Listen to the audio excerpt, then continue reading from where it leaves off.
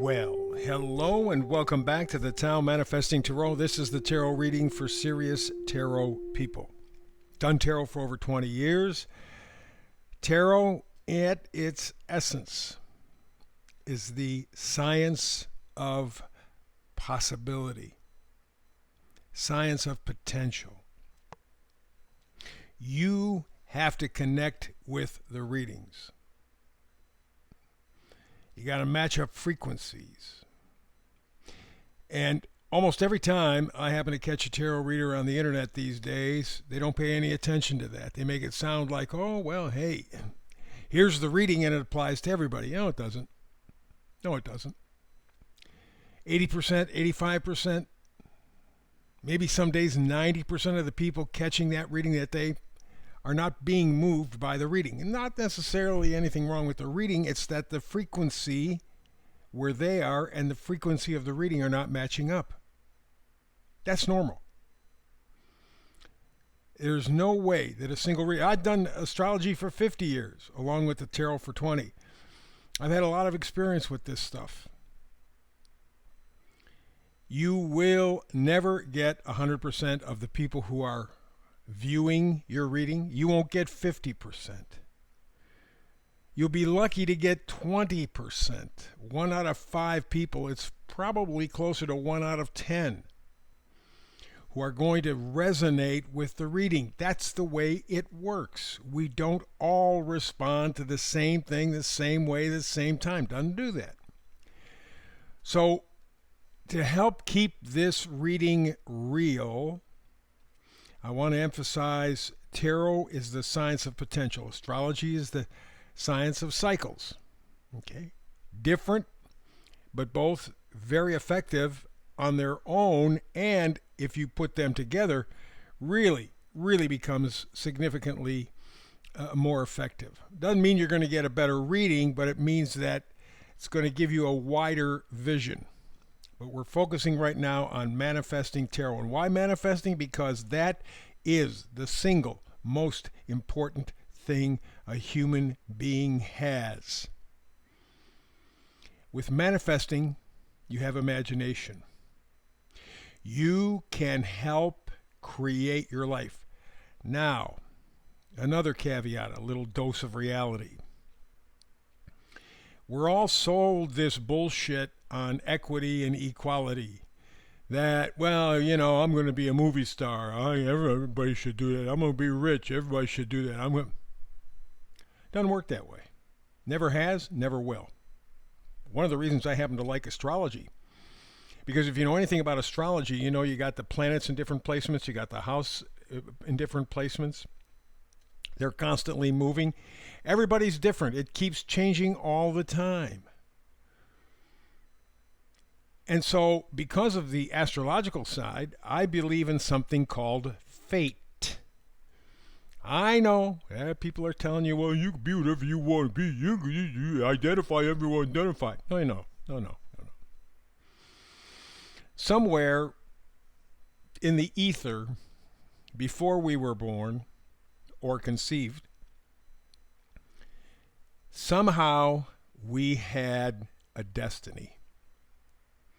And you can see it in somebody's chart. A baby, newborn baby, you take a look at their chart and you'll see what their life is going to kind of plan out to be. You'll see where the tendencies are. Some people are destined, fated, to have resources, to have a lot of money. It's not necessarily a blessing. In fact, I think in many cases it's actually a curse, because you don't really know what people are paying attention to. Is it you or your money? Well, it's obviously your money, because that's the way the whole system works right now. They know this, so they go through life with this sense of, well, man, I got all this stuff, people should love me. They'll tell you that to your face, but they won't do that behind your back. So rich people lead a pretty insecure life on an emotional and spiritual level. Only got the resources. You have other people who are very talented in music or drawing. Some people are great teachers. Some people are great preachers. We all have a destiny. And when you manifest, find out about your destiny. Go to numerology. Go to astrology. Heck, North Node, Moon, Ascendant, stuff like that will tell you. House placements will give you a clue. Not everybody is meant to be rich, famous, handsome. Ain't the way it works. What you do is you take where you are honestly, realistically, and build from there. So there may be a person who starts off with some heavy-duty karma. They have a really tough life, and they make the most out of it. They never really accomplish much in terms of the outer world, but inside, they've grown a lot, and they know inside, where it really counts, they've done tremendous things with their life against all odds. Other people have it much more easy, at least in an obvious way. Everybody's life turns to shit from time to time. I don't care how rich you are. Everybody's life. Doesn't make any difference. It's what you do with that. So let's see if we can't help you out a little bit here with the manifesting side. Middle card is the Oracle card. It sets the mood for the reading, and today it's Observer. Observer. And we see a fox with a telescope looking at the moon. Observing. Up in the right-hand corner, we got the numerology, 4 and 9. 4 stability, 9 is ending. 4 and 9 together equal 13. 1 and 3 equal a 4. So you are wrapping up a way of being, getting ready to go to something else. And if you take a look at the world around you, you know damn well we are on the verge of probably one of the most remarkable, not necessarily easy or good changes in recorded history. We are going through some sort of a birthing phase. What will come out the other end, we don't know. It's real close, too close to call, because we don't know where the hell we stand. Now, we'll probably find out over the next year or two, because I think the next year or two are going to be outrageously tough. But that's the way you learn. Got to be pushed up against the back to the wall, and then see what you do from there. So right now you're being called to observe, looking at the moon. The moon, of course, has to do with emotions and that kind of thing, and that really ties in with what we're talking about. We're talking about leaving your emotions behind and using your mind. Forget the feeling. That just screws you up. Start to use your brain. Start to think for yourself. That's, in fact, what manifesting is all about. And we go today with the meme by C.S. Lewis, who says one of the most cowardly things ordinary people do is to shut their eyes to the facts. And frankly, that has been rampant. I mean rampant over the last 4 years, and in fact, probably through most of human history.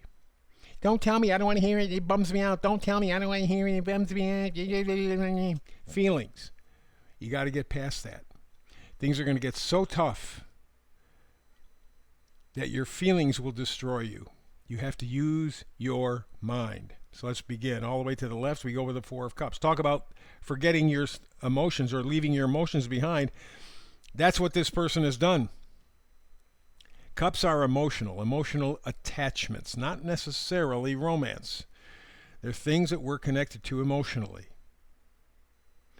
And here you see the person is getting the universe handing him yet another cup. He's got 3 in front of him. He doesn't care, apparently. He looks pretty detached. That's kind of where you have to be. Normally, when we read Four of Cups, that means that we've lost interest. We're bored. And there may be an element of boredom going on in your life on an emotional level. But what this is saying in this reading is, forget all the emotional stuff. That's just garbage pulling you down. That's not what you will need to survive. Anybody telling you anything less than the fact that the next year or two will be hellaciously tough is lying to you. You know that, by the way. That's why you have to leave your emotional response behind. And what you have to do instead is reach for the sun energy. That's the next card. Sun talks about illumination, clarity, vitality. What you want to do is tap into the side of you that provides that clarity, that vitality, that sun energy that lets you see clearly. It's not your emotional response. Yeah, you're going to have emotional responses. I get that. We're human, we're going to do that. But that's not how you navigate the next term coming up, the next year or two or maybe 3. The puppet masters say that they want to see their changes in place by 2030, so you figure out the calculations from there. But if you're having an emotional response, let you guide yourself through all of this, you're in trouble. You got to put your emotions beside, use your mind, your mentality. The first way to do that is this next card. It is the Knight of Pentacles. Pentacles are things that we value, and I'm not talking about money or cars or things. I'm talking about things like joy, like health, friendship, love, purpose, peace. And how about this? How about time? You can get sick and gain your health back. You can have money and get some of your money back. You never get time back. Never. 1 second. Not 1 second do you ever get back. How important is time? Think it should be a value? Because that's what's up for grabs. Your time. And the way that you hang on through these difficult periods with a good set of values. That's the 4 of Pentacles. You will be given a chance. You're thinking about it right now. How can I change my life? How can I survive? Because people who are even semi-aware know that, man, we're going to squeeze through a keyhole. It's going to be tough. Your emotional responses will mess you up. You have to use logic, and your logic has to be based on good, solid value. That's up to you. That's up to you. Again, C.S. Lewis, one of the most cowardly things ordinary people do is to shut their eyes to the facts. Are you going to or not? That's the Tao Manifested reading for today. Back again tomorrow. Between now and the next time you and I get together for tarot, peace and blessings.